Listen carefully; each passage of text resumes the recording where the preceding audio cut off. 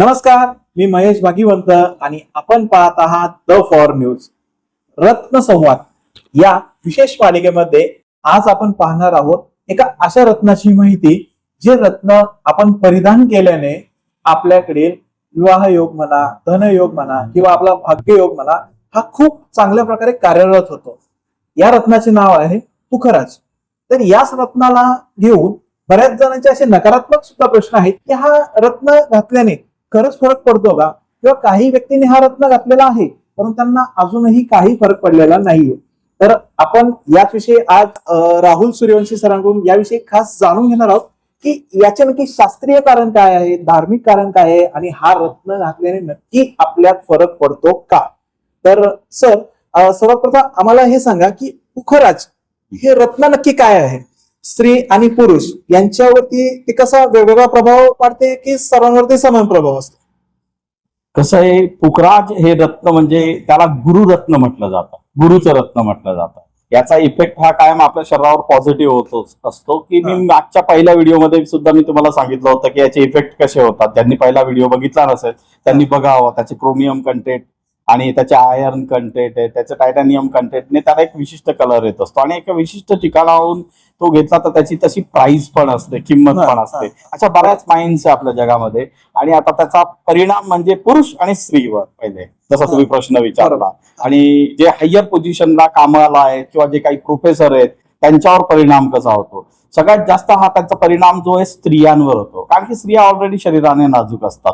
त्याची जशी पहिली सुरुवात होते, त्याच्या सौंदर्य तो स्टोन घातल्यानंतर त्या व्यक्तीला एक विशिष्ट ग्लो यायला लागतो, अट्रॅक्शन वाढतं, म्हणजे त्याच्यात लगभग सौंदर्यात वाढ होते, त्याचा फोकस वाढायला लागतो घरावर. म्हणजे त्या स्त्रियांनी जर परिधान केला तर त्याचा जास्त इफेक्ट स्त्रियांवर होतो, पुरुषांच्या अगोदर त्याचे परिणाम बघायला भेटतात. म्हणजे त्याच्या चेहऱ्यावरून आपल्याला कळायला लागतं, एक आत्मविश्वास वाढलेला असतो. आणि स्वाभाविक आहे मग हजबंड जो आहे तो तिच्यावर लट्टू व्हायला लागतो. आणि हात जर पुरुषांनी घातला तर त्यांचा सुद्धा कामावर फोकस वाढतो, त्यांच्याही चेहऱ्यावर तुम्हाला ग्लो बघायला मिळेल सगळ्यात म्हणजे आत्म. आणि विशेष म्हणजे आपण एखाद्या विशिष्ट कामासाठी किंवा जर आपण जर प्रयत्न करत असलो तर त्याच्यामध्ये यश हे आपल्याला मिळत असतं. आणि दुसरं, वरिष्ठ अधिकाऱ्यांनी तो घालायलाच पाहिजे. विविध लोक त्यांच्या कॉन्टॅक्ट मध्ये येत असतात, कारण की त्यांची एक चुकीची जर डिसिजन जरी झाली है ना, तर त्यांना ब्लेम करणारे लोक जास्त असतात.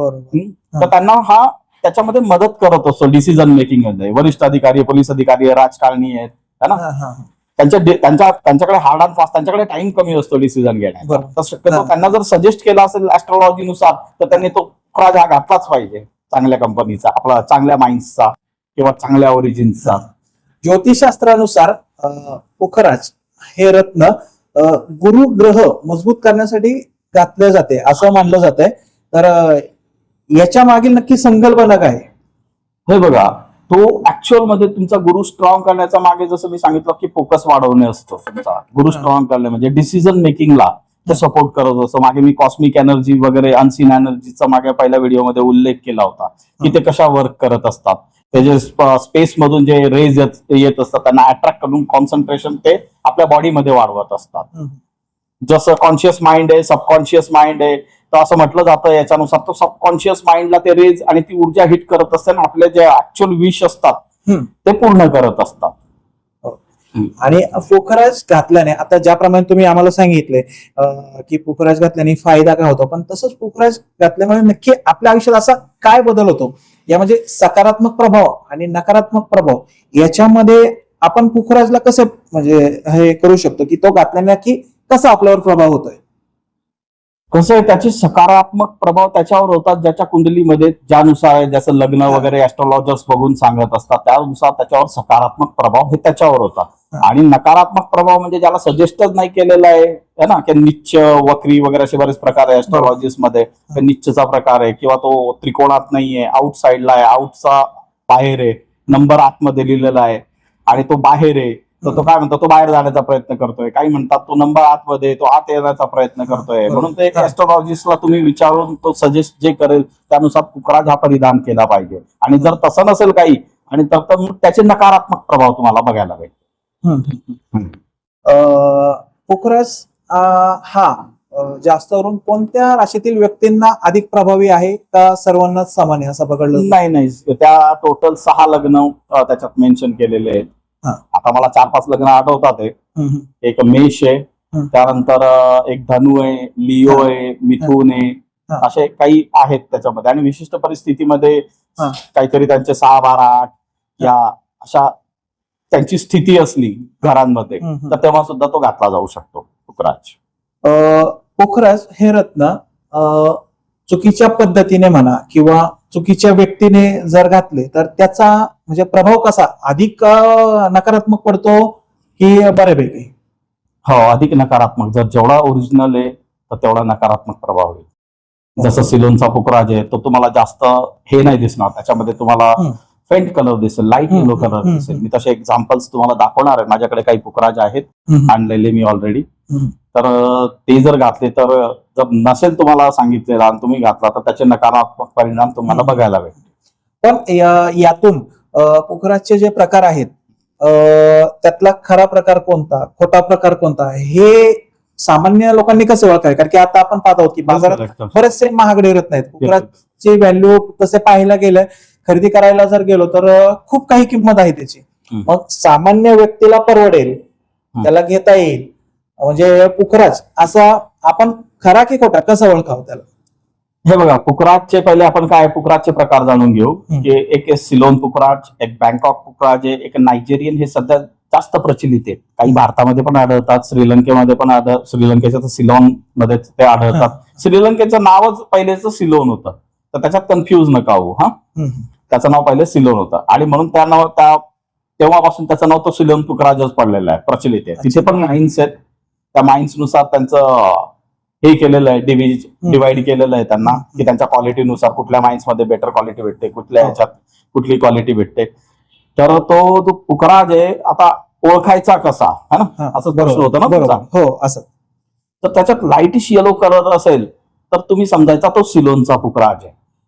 आणि जर तो खूपच सुंदर दिसत असेल तर तोही सिलोनचा पुखराज असतो. आता काय आहे, त्याच्यामध्ये पण सिट्रीन नावाचा प्रकार आहे, जो ओरिजिनल पुखराज म्हणून विकला जातोय चढत्या भावाने, सिट्रीन म्हणून, आणि तो सिलोनच्या नावाने विकला जातो. ऍक्च्युली तो आफ्रिकेचा 400 रुपयाचा दगड आहे, 10 कॅरेटचा, आणि त्याची किंमत ते आता 500. आम्ही बघा किती स्वस्तात देतो म्हणून त्याला 50,000 दे, 60,000 दे, 70-80,000 असे चालू आहेत, भरपूर फ्रॉड सुरू आहे. मग आता त्याला ओळखायचा कसा, तर त्याचं लस्टर बघायचं किंवा त्याचे इन्क्लुजन्स बघायचे आपण.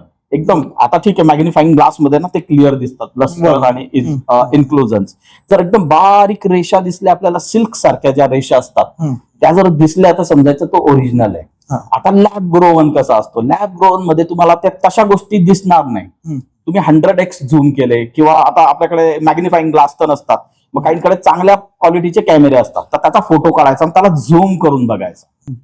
त्याच्यात बारीक बारीक बारीक बारीक धागे जर आढळले तर तुम्ही समजायचा हा ओरिजिनल सिलोनचा पुखराज. आणि faint yellow, light yellow colour म्हणतो आपण ज्याला, तो त्याच्यामध्ये तुम्हाला दिसेल. हा एल्हेरा माइन्सचा पुखराज म्हटला जातो, हा यूज क्वालिटी म्हणतात. एल्हेरा माइन्सचा श्रीलंकेचा सिलोन, आपण ज्याला सिलोन पुखराज म्हणतो. त्यानंतर जो सिंथेटिक आहे किंवा ग्लास फिलवाला आहे त्याच्यात तुम्हाला बबल आढळतील, किंवा हिटेड आणि ट्रीटेड म्हणतो आपण त्याला, त्याच्यात लाईट बबल आढळतात. आणि जो त्याच्यामध्ये सुद्धा ग्लास फिलिंग मध्ये कसं आहे की तुमचा रिअल स्टोनचा पर्सेंटेज किती आहे हे जनरली तुम्हाला काढता येत नाही एक कॉमन पर्सन्सला. तर त्याच्यामध्ये काय, आता 90% फिलिंग असते, काही ठिकाणी 80%, काही ठिकाणी 50%, अशी ग्लास फिलिंग मध्ये ते विकले असतात नॅचरल. पण त्याच्यामुळे काय होतं, त्याचा ऍस्ट्रॉलॉजिकल इफेक्ट कमी होतो आणि मॅक्सिमम ग्लास फिलिंग ही तुम्हाला बँकॉक मध्ये दिसेल. आता बँकॉकचा कसा ओळखायचा, हळदीचा जर कलर दिसला तुम्हाला तर बँकॉकचा, आणि थोडीशी त्याच्यात जर क्लिअरिटी किंवा हे जर दिसेल तर समजायचा नायजेरियाचा. आणि मी तर सजेस्ट करेल तुम्हाला सिलोनचा पुखराज परवडत नाहीये तर तुम्ही नायजेरियन पुखराज हा प्रेफर करू शकता.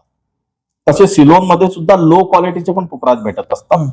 जर कोणाला जर इंटरेस्टेड असेल तर मी अवेलेबल करून देऊ शकतो श्रीलंकेवरून त्यांना. जनरली ऍस्ट्रॉलॉजर्सला जे ग्लासचे तुकडे विकले जातात ते काचेचे तुकडे आहेत महागडे. आता आमच्याकडे मॅडमने आज अंगठीने घातलेली आहे, तर तुम्हाला काचेचा तुकड्याचा पण फरक दाखवला असता, की त्यांना एक काय म्हणतात नीलम सजेस्ट केला होता त्या ऍस्ट्रॉलॉजरने, तर त्याने दिलाय ग्लास फिलिंगचा पूर्ण काचेचा तुकडा दिलेला आहे. आणि मॅडमने 1600 रुपयाला घेतलेला आहे, म्हणजे त्याला 1000 रुपयाला दिला असेल. जर ऍस्ट्रॉलॉजर्सला पाहिजे असेल, 4-5 ऍस्ट्रॉलॉजर्स जर आले तर मी त्यांना अशा प्राइस मध्ये मिळवून देईल की त्यांना एक ग्लासचे तुकडे विकायची गरज नाही पडणार. है ना. नो प्रॉफिट आणि नो लॉस मध्ये लागलेस मी त्यांना ऍडजस्ट करू दे, पण फक्त करताना की देताना व्यवस्थित द्या, है ना, प्रॉफिटेबल. आणि कमी पैशात सुद्धा बरेच हे अवेलेबल असतात. पोखराज जर एखाद्या व्यक्तीला परिधान करायचं असेल तर पोखराज परिधान करण्यासाठी हे ज्योतिषशास्त्रानुसार आपली कुंडली बघणे गरजेचेच आहे का? बिलकुल. ज्योतिषाशी कन्सल्ट केल्याशिवाय तुम्ही तो पुकराज धारण करू नका. आणि ज्योतिषी पण योग्य असला पाहिजे, हा. कारण की बरेच काही माहिती नाही येण्याशी सुद्धा ज्योतिष फिरत असतात, त्यांना नॉलेज नाही, काही नाही. पण जे खरे ज्योतिष आहे त्यांच्यावर तुम्ही सल्ला घेणं खूप आवश्यक आहे पुकराज घालण्यासाठी. तरच तुम्हाला त्याचे पॉझिटिव्ह इफेक्ट दिसतील. त्यानंतर तुम्ही ओरिजिनल पुकराज घालणं सुद्धा आवश्यक आहे. अच्छा, ओरिजिनल पुकराज घालणं सुद्धा आवड आहे. पण आपण जे म्हणतो की पुखराज ह्याचे इफेक्ट्स आणि साईड इफेक्ट्स हे झालं आपल्या धार्मिक पद्धतीने. शास्त्रीय पद्धतीने आपल्याला कसे म्हणता येईल की पुखराज हे काम करते? पुखराज हे तुम्हाला पहिल्या दिवसापासून आणि दुसऱ्या दिवसापासूनच इफेक्ट चालू करू देतात. त्याचे क्रोमियम कंटेंट जसं मी सांगितलंय, जेवढं क्रोमियम कंटेंट जास्त तेवढा पुखराजची क्वालिटी चांगली मानली जाते. आणि त्याचा इफेक्ट सुद्धा ऍस्ट्रॉलॉजिकल इफेक्ट सुद्धा जास्त मानला जातो आपल्या शरीरावर. अच्छा, याचा आणि ते तुम्हाला ऍक्च्युअली जाणवायला लागतं की माझ्यावर इफेक्ट सुरू झालेला आहे. तुम्हाला सांगितलं ना, पहिल्या दुसऱ्या तिसऱ्या दिवसापासून तुमचा चेहरा एक तेजस्वी चेहरा म्हणून समोर आलेला असतो आणि तुमचं तुमच्या कामावर कॉन्सन्ट्रेशन इझिली जाणवतं तुम्हाला. बरोबर. तर आज आपण पाहिले पुखराज या रत्नाविषयी माहिती. धार्मिक आणि शास्त्र, अंधश्रद्धा आणि श्रद्धा या विषयाचा संगम साधून आपण पुखराज या रत्नाविषयी माहिती पाहिलेली आहे. पुखराज हा रत्न कोणावरती कसा प्रभाव पाडतो, त्यासाठी कुंडली बघणे खरंच गरजेचं आहे का, हे आपण अतिशय छान पद्धतीने राहुल सूर्यवंशी सरांनी आपल्याला सांगितलेले आहेत. तर याविषयी अशाच अनेक रत्नांविषयी आपण पुढेही माहिती घेणार आहोत. तर आपण पाहत राहा आमचा द फॉर न्यूज आणि आमच्या चॅनलला सबस्क्राईब करा. धन्यवाद.